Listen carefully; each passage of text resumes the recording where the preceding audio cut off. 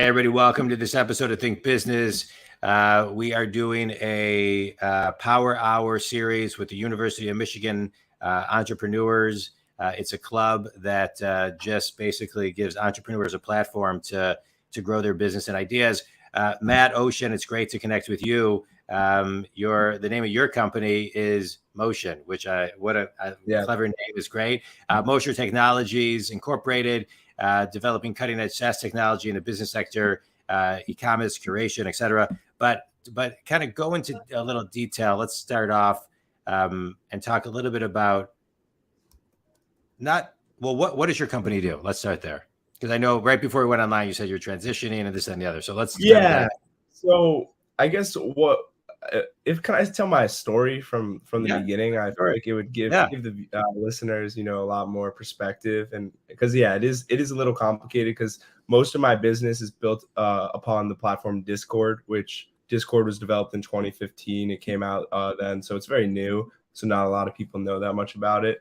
But yeah, basically in high school, I was a dishwasher. That's where I got my start. A couple times a week, I would scrub dishes for 6 hours, and I just kind of always had an itch inside of me that was like, I feel like I could be doing something on my own. I think I could be doing something to be working, less hours, but making more money. And one of my good friends was big into sneaker reselling. So he taught me the ways of sneaker reselling. And I did what was called brick reselling. So I would buy about 20 to 30 pairs a week, have them shipped to my house. And instead of going for that one holy grail pair, that one Michael Jordan shoe, or some of the big rappers like Travis Scott, I would try and make $5 to $20 a pair. So it was very consistent. And I was like, wow, this is really easy. I stopped scrubbing dishes. And from there, me and my friend were like, you know what? We should try and teach some other people to do this, because this is a lot better than what all of our other teenage friends are doing to make money. We barely work and we're making, nothing crazy, but we were able to make a few thousand a month off this. So we started our own company called Profit Paradise. What Profit Paradise was a Discord server that people would pay to be in. And in result of being a part of Profit Paradise, you were a part of our community. So it was like-minded individuals who also resold. And B, in Profit Paradise, we also had a team of subcontractors that we employed that they essentially did equity research on asset classes like sneakers, Pokemon cards, collectibles, basically all the equity research that's out there that people like Bloomberg are putting out. We didn't cover any of that. We covered the very small, low-key stuff, mostly online reselling. And in 2021, Profit Paradise at its peak had over 200 people paying us $35 a month. So it did pretty well. But a good mentor of mine told me, the importance of in entrepreneurship, you don't want to go for the gold yourself. You always want to ask yourself, is there a way that I can sell a shovel for other people to look to the gold? Because then, you'll kind of always have customers. People are always trying to get gold, but unfortunately, there isn't always gold to go around. So that's kind of when I transitioned into Mocean Technologies. And Mocean started out as I was an equity research analyst. That's companies like Profit Paradise that are B2C. They would hire me for me to post my research in their server. And I covered blockchain-based assets only at the start. And in the first month of the business, I was able to make over $12,000. And it was just me selling my information. And I was like, wow, this is something here. Let me try and develop a team. Because another mentor of mine instructed me that you don't have a business until you could step away and nothing changes. So I really tried to not make myself the business. I tried to employ a team of my own subcontractors who then would produce research mostly on NFTs. To be honest, that's where we made most of our money thus far, because it was very hot and I was just in the right place at the right time, where at one point in early 2022, over 100,000 people were reading our research every single day. And we were in about 80 Discord servers that on average would have, let's say, 1,000 to 3,000 people.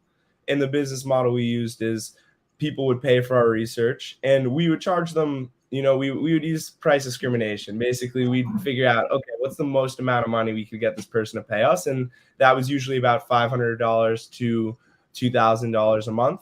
And in the peak months of Mocean thus far, we were actually able to clear over $40,000 in revenue with about 30 to 40% profit margins. So fast forward a little bit to the NFT wave, and unfortunately, the global Hold on. Pause for 1 second. So who was doing the research? What type of research were people buying, and what was the frequency of you putting out the research?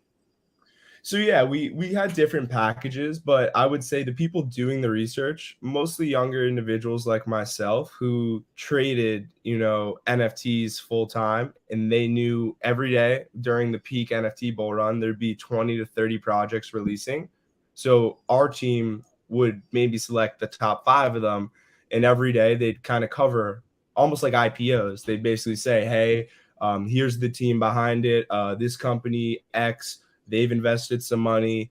This graphic designer who used to work at Microsoft, he's the head of their creative. So we never wanted to really tell people what to do because obviously legally we could get sued for doing that. So it was much more objectively stating, hey, here's the team behind these projects. Here is what the community and what people are saying about these projects. And then from there, we would basically post anywhere from 5 to 20 times a day for just NFTs. But over time, we developed other products like Pokemon cards, sports cards, LeBron James rookie cards, Michael Jordan, any rookie card, very valuable, very safe asset to hold. And we also cover toys and other collectibles, Legos, very surprisingly, Lego sets. So depending on what packages these companies that are like Profit Paradise and are a B2C company, I think they could be getting anywhere from 20 to 50 posts a day. And each post, it's not pages of research. It's usually the equivalent to maybe like 1 page on a Google Doc or Microsoft Word. Love it. I love it. All right, keep on going. So yeah, I guess fast forward today, and what I guess maybe some advice that I could give to the viewers is, yeah, basically it was going well, but we entered a global macroeconomic recession, and especially in the asset classes and the business classes like the one I'm in, which are very cutting edge. Discord is very new. It's not basically what I learned is when the economy goes downhill, people unload and stop caring about all the new stuff, all the risky stuff, cryptocurrency, stuff like that. So what I'm trying to do now is, and I guess I can talk about this just because it's built. And we do have some patents pending on the system, but basically, I bet all the viewers are familiar with Shopify, very successful company. And what Shopify enables people to do is sell physical products on through their Shopify stores, which it basically just a full website automated to help people sell products. So very big for e-commerce and drop shipping. What Mocean has developed, and we've been working on this for the past year, invested a good amount of money into it, is the first ever e-commerce platform for information.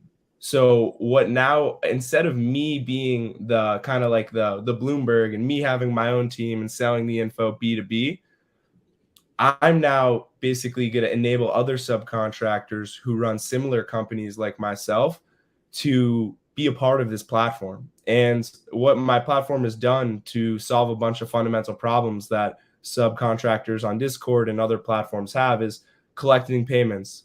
Right now, the only way to really collect payments is manually collecting payments, or you can use something like Stripe, but the problem is you have to manually stop sending the info. You have to manually set up a new client. My system automatically does that. And in my opinion, the best part about what we've built here is we're all going to be working together, because up to this point, there wasn't really one place to really get connected with people. There wasn't really one place to find new subcontractors, but every subcontractor on our platform, their clients that pay them money for their research probably would be interested in a lot of other subcontractors on the platform. So we're going to probably use the model of taking about 5 to 10% of every single payment process through our system. And I don't think as of now it could ever be, $1 billion a month. Not a month, $1 billion a year in revenue. But I do think, very conservatively speaking, that we could be doing 6 figures a month in revenue, definitely doing 7 figures a month or a year in revenue. And I think with the profit margins on something like this are extremely high just because there's essentially no marginal cost to add new clients. I love it. Impressive story, Matthew. Impressive story on not only what you built, but the idea, and also how you pivoted and just learned from just what happened what happened organically. What's the one or two lessons that you pulled from kind of these last couple of years? Yeah, I would say the first thing I've learned, and I honestly try and apply this thinking to all aspects of my life, but especially in entrepreneurship and in business. If you want to be successful, don't copy what other people are doing. Don't try and emulate a business model that current already exists. Every single company that is considered one of the greatest companies of all time, Apple, Microsoft, Meta, they were all the first. So think about something that has not been done. Think about something that people aren't doing, because it's a lot easier to mitigate risk, mitigate competition when you're the first. Whereas if you're just for profit paradise, and very early on in my career as an entrepreneur, I was just copying other people. It worked. I was making some money, but I didn't see that exponential success until I was doing something no one else was doing. Now other people are trying to emulate and copy me. And that's when I know I really have something. So my biggest piece of advice would be you and focus on being special. Focus on being one of a kind, because it will directly translate to success in business. Yeah, amen. I love everything that you just shared. If you were to take that and create a college course, what would it be called? That's a great question right there. I guess if I would say modern day entrepreneurship in, I guess, the digital communications and digital, I guess it's a little long, but kind of just like modern day entrepreneurship, digital communications, focusing on the next generation of Slack, Telegram, Discord, all of those platforms. That's the future of communication. And I'd love to educate more people about that. Yeah, I love it. I love it. I have a question for you. Don't copy. I love that. I always kind of, I'm a business coach, and I've always believed this, even when I was in commercial real estate, when I had my internet company that I ultimately sold. I always believed that we had no competition. And the reason I believe that, and I still believe it today about myself, is because nobody does it at the frequency or vibration that you do something that you do, right? Everything is uniquely to you. And something that I talk to clients about is you got to make yourself hard to replace. You got to make yourself hard to replace. And so if you're doing something and you're not copying, find that one thing that people need that makes you hard to replace. So I love your story. Quick speed round for you, Matthew. A book or a TED Talk or an article that's had the biggest impact on you. How to Win Friends and Influence People, for personality and just being a good person. But I would say business-wise, 0 to 1 by Peter Thiel. Yeah, those are two great books. Best piece of wisdom you've ever received? I would say kind of what I was saying earlier about don't go for gold. Don't try and get the gold yourself. You can make a lot more money, and it's a lot easier if you just sell a shovel. If you sell the equipment for other people to find the gold, you're always going to have business going, even if they're not having any success. Yeah. My son is 20, and when he was 10, we would go and wait in line and buy Yeezys, and then we would turn around and sell them, and I'm glad we sold them when we did, because we made and he made a lot of money on them, and it was a ton of fun. A ton of fun to do at the time.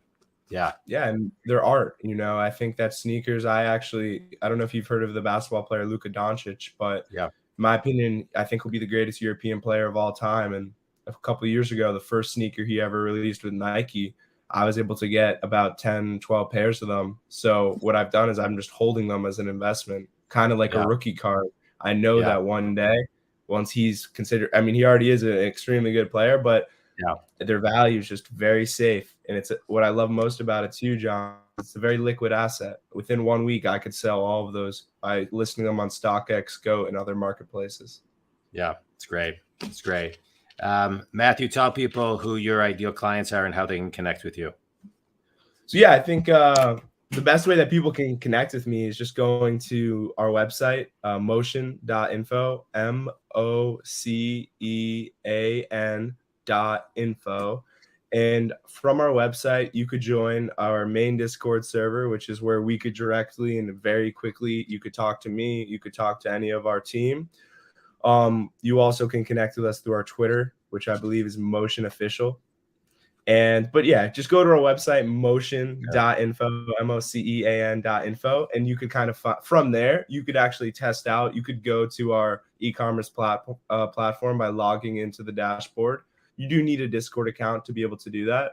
But yeah, we're mostly targeting people who know how to use Discord and use Discord. And kind of what 0 to 1, one of the lessons I learned from that book is dominate a small niche. Once you dominated that niche, then expand to other niches. So I don't plan on just being a Discord company forever, but I want to stick to what I know, stick to what I have an edge in. And then especially hopefully once I could do a Series A, Series B, that's when we move to other platforms.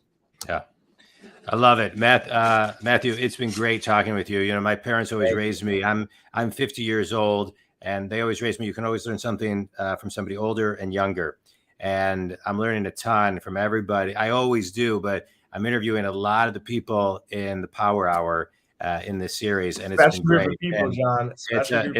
Yeah, it is a special group of people, and what you're doing is great. And I'm a business coach. I work with solopreneurs to Fortune companies, everything in between, from the C-level suite to the salesperson, manager.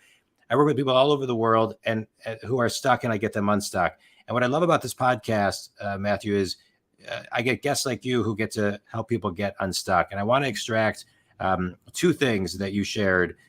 One that you shared that I just want to extract kind of just the energy of it, which is think community. We all have a story. And when you share your story, it's the best elevator speech. It's the best value prop that you can provide, because everybody wants to know your backstory and know your story. And if you can be a really great storyteller, then great things happen for your business. And also, yeah, go ahead. Oh, no, I'm sorry to interrupt. I was just going to say about my story. The reason I love telling it is because I genuinely started at the bottom of the chain. I was a dishwasher. You know, I was working 20, 30 hours a week at just, you know, waking up at 6 a.m. just scrubbing dishes. And I feel like it really shows that anyone can kind of start a business. Anyone can make their dreams come true and have a positive impact on the world. But that was like 4 or 5 years ago I was doing that. So there's no such thing as overnight success. You got to grind. I put in work every day. I haven't taken a day off in close to 4 to 5 years. It's not like I'm working all day every day. I do have fun and, you know, do other things, but every day I'm thinking about it. I'm talking to our team and just working on building something. Good. Continue building, Matthew. It's great. Think community. One last thing I want to extract is don't go for gold. I think everybody wants, you know, the big win. They're going for the whales, but it's the singles and doubles that make up great long-term successful businesses that compound in a really big way. Matthew, it was great getting to know you and hearing your story. Congratulations on your success, continued success in the decades to come. I'm looking forward to watching your career. If there's anything I can do for you, don't hesitate to reach out. Think community, if I can help you, check out jondwoskin.com. Thanks, man. This was great, Matthew. Thank you.